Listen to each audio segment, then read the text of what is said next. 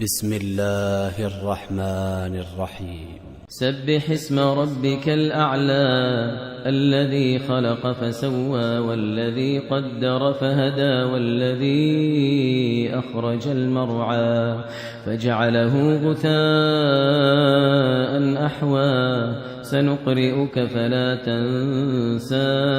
إلا ما شاء الله إنه يعلم الجهر وما يخفى ونيسرك لليسرى فذكر إن نفعت الذكرى سيذكر من يخشى ويتجنبها الأشقى الذي يصلى النار الكبرى ثم لا يموت فيها ولا يحيا قد أفلح من